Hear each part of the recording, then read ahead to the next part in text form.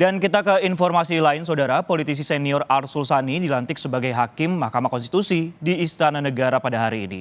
Arsul Sani menggantikan Hakim Konstitusi Wahidudin Adams yang memasuki masa pensiun.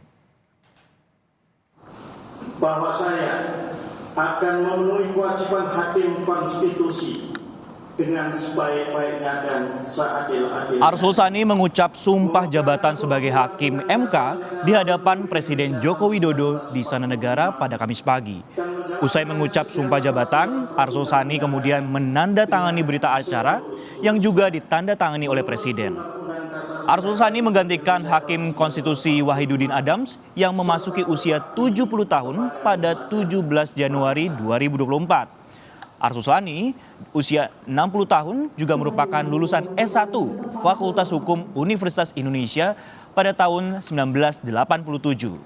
Ia juga kemudian melanjutkan pendidikannya dengan mengambil ilmu komunikasi Stikom di London School of Public Relations pada 2007 dan pada 2011 Arsul juga mengambil pendidikan Justice and Policy di Glasgow Caledonian University, Inggris.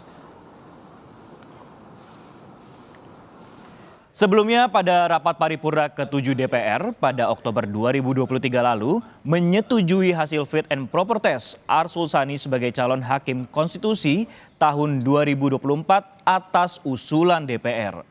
Setelah terpilih menjadi Hakim MK, Arsul Sani juga menyatakan siap mundur dari keanggotaan partai politik serta sebagai pimpinan MPR maupun anggota DPR.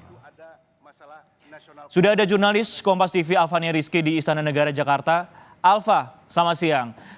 Setelah dilantik sebagai Hakim MK, apa tanggapan Arsul Sani soal kepercayaan publik terhadap Mahkamah Konstitusi yang kian merosot akibat pelanggaran etik beberapa waktu lalu?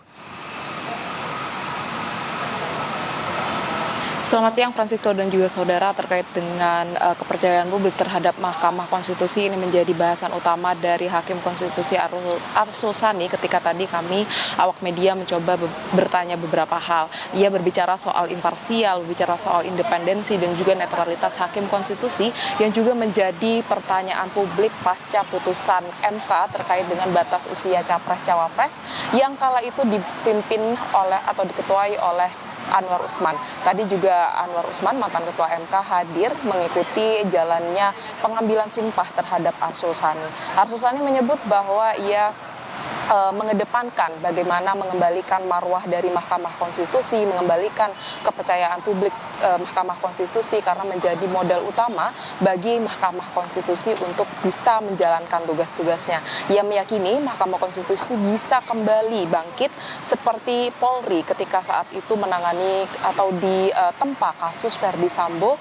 Saat kasus tersebut terjadi, kepercayaan publik terhadap Polri juga menurun dan ini serupa terjadi ketika putusan MK terkait dengan batas usia Capres-Cawapres menurunkan kepercayaan publik terhadap Mahkamah Konstitusi. Dan untuk pernyataan lebih lengkapnya berikut pernyataan dari Hakim Konstitusi Arsul Sani. Yang namanya public trust, kepercayaan publik itu adalah modal utama bagi lembaga yudisial termasuk MK. Ya. Jadi modal utamanya ini harus dikuatkan secara terus-menerus dan tidak sebaliknya ya tergerus ya secara terus-menerus. Memang ini sebuah tantangan yang tidak mudah, tapi saya kira karena saya selama 2 periode di DPR itu ada di Komisi 3, saya katakan bahwa apa yang terjadi di Polri saya kira bisa juga menjadi pelajaran. Polri ketika ada kasus Sambo kan tingkat kepercayaannya merosot tajam, tapi kemudian bisa rebound, ya, bisa kembali.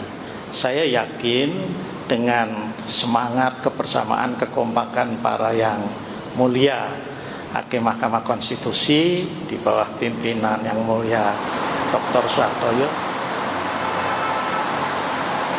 mengembalikan kepercayaan publik terhadap MK tentu saja berbanding lurus dengan netralitas dari Arsul Sani. Kita tahu ia merupakan politisi senior dari P3 dan juga pimpinan MPR dan anggota DPR. Terkait dengan status politiknya tersebut, Arsul Sani menyebutkan sudah mengundurkan diri dari MPR dan DPR sejak awal Desember 2023 kemarin. Ia juga memastikan terkait dengan status politiknya, baik itu di P3 maupun statusnya di kehakiman dan juga organisasi hakim, ia menyebutkan dirinya sudah mengundurkan diri untuk menjaga netralitasnya sebagai hakim konstitusi. Baik, terima kasih Alvania Rizky yang melaporkan langsung dari Istana Negara terkait masalah pelantikan Hakim MK Arsul Sani. Terima kasih Alva.